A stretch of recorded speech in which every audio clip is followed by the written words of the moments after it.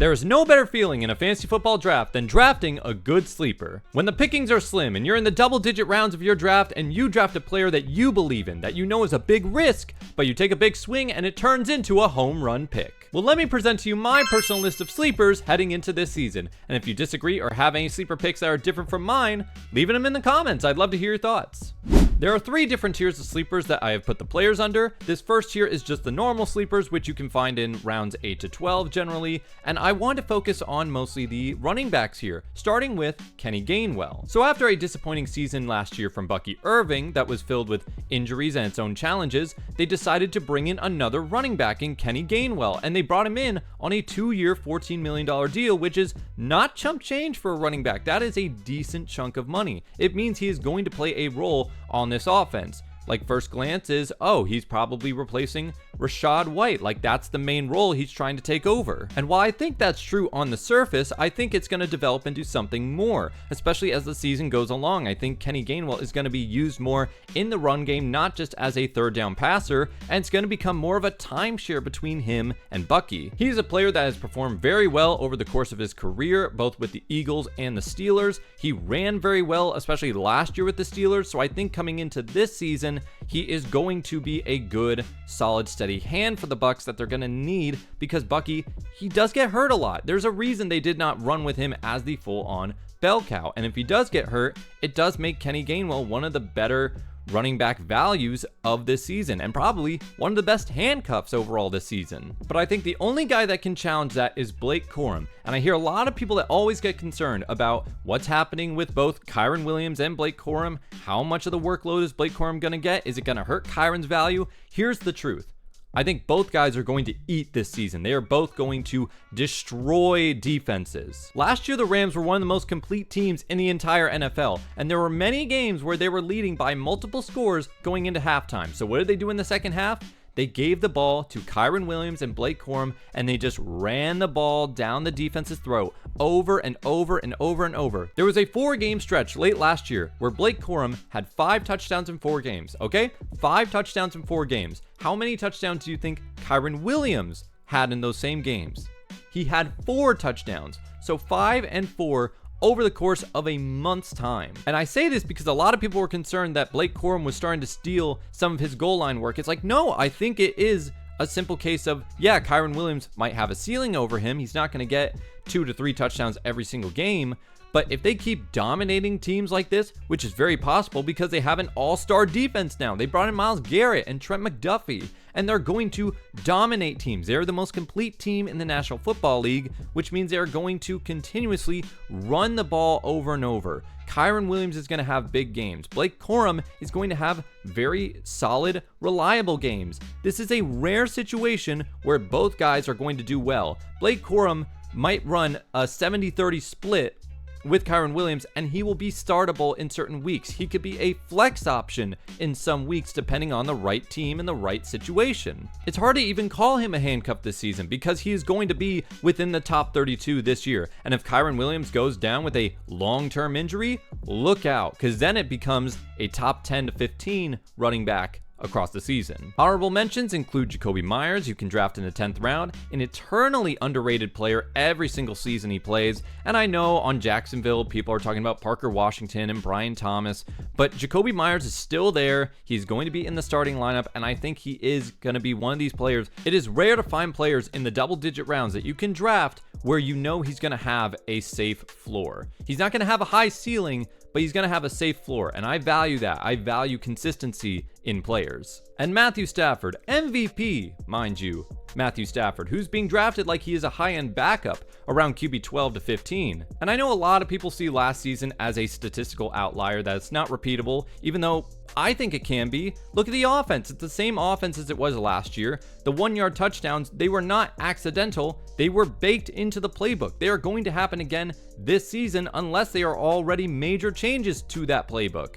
So I would draft him late in your draft. He could be your starting QB. If you want to draft QBs late, go for Stafford. Go for Dak. Go for Trevor. Go for all those guys. Moving on to our next tier of sleepers. These are the deep sleepers. These are the players that you would select in the last few rounds of your draft. I kind of have it between rounds 14 through 17, depending on how many players are actually in your drafts. And I wanted to focus on receivers, but specifically the rookie wide receivers. First up is Jacoby Lane. He has been getting rave reviews in training camp. He is a human highlight reel. Every time I watch him, it's like he just gets another big catch during training camp. He kind of reminds me of Isaac Tesla of last year, which could be a blessing and a curse. I remember Tesla made some amazing catches in the preseason last year, but he just couldn't crack his way into the starting lineup. Even when he did come in and he got, one of those big, amazing touchdown catches, it was only really that. He didn't find his way onto the field consistently. And that could be my worry with Jacoby Lane, is that this gets hyped up a little too much. But the difference between the two is that Isaac Tesla, he had Amon-Ra St. Brown in front of him. He had Jameson Williams in front of him, Sam Laporta. There were already a lot of pass catchers. The Ravens are more in need of a big pass catcher like Jacoby Lane. They have Zay Flowers, who is a good receiver, and Rashad Bateman is your wide receiver too, but Rashad Bateman is mostly just a deep threat. You could do better for a wide receiver too than Rashad Bateman. Mark Andrews is not the same elite tight end playmaker that he used to be, that he was 2 or 3 years ago.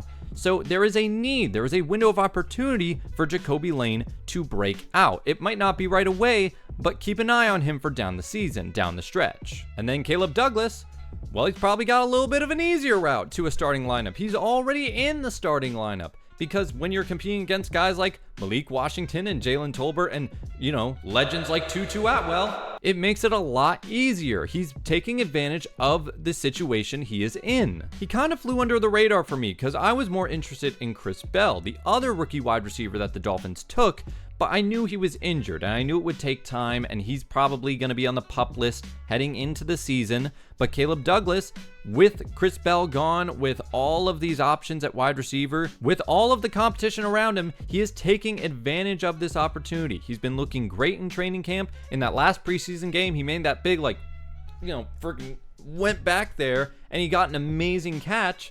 He is probably going to provide more value at this stage of the game than any other player that you can draft at this point, because he can genuinely be their number one receiver heading into the season, and you can draft him at the very end of your drafts. You could probably find him on the waiver wire. This is a genuine, he could be their number one receiver.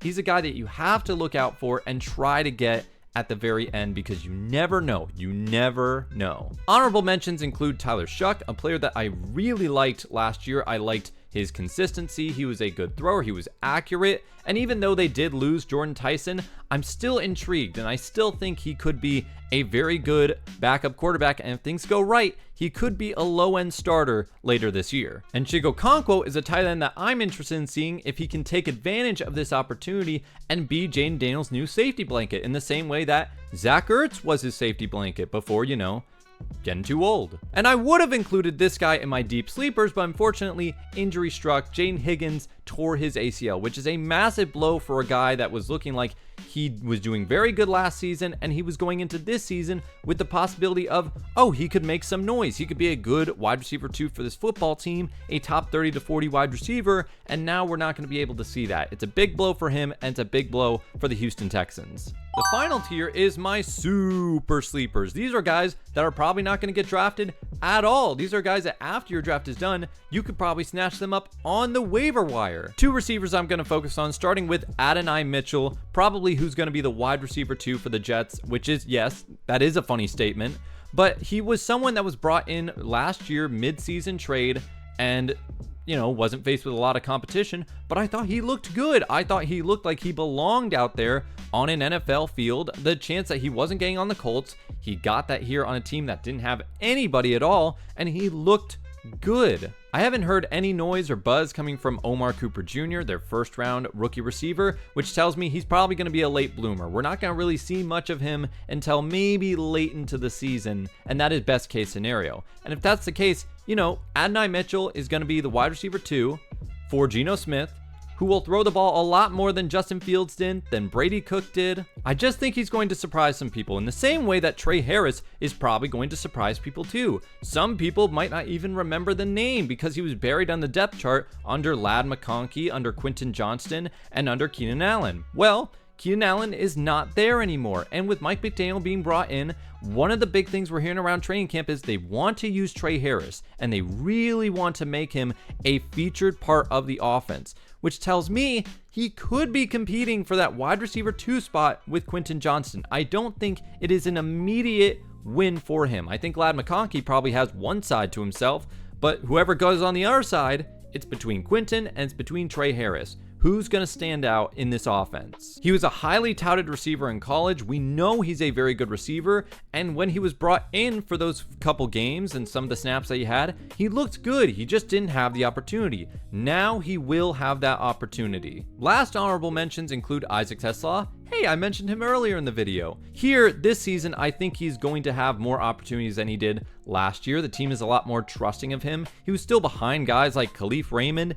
and I think we're going to see that if Jameson Williams gets hurt or Amon-Ra St. Brown gets hurt, well, it doesn't matter if Amon-Ra gets hurt. He'll just play through it anyways. If Jameson Williams gets hurt and Tesla can find his way into the starting lineup, I still think that he is a physical freak that can make a lot of noise and shock a lot of people. And Gunnar Helm, the tight end of the Tennessee Titans and the winner for the coolest name in all of this list. He played well last year, and even though there are still some question marks with this offense and how good it actually can be, I still believe that he could be a valuable piece of this offense if it does perform well. And he'll be right there with Wan'Dale Robinson in terms of who's going to compete for that real second option behind Carnell Tate. Thank you all so much for watching, and if you want to support a simpleton like me, leave a like, leave a comment, subscribe. God bless, and I will see you all next time.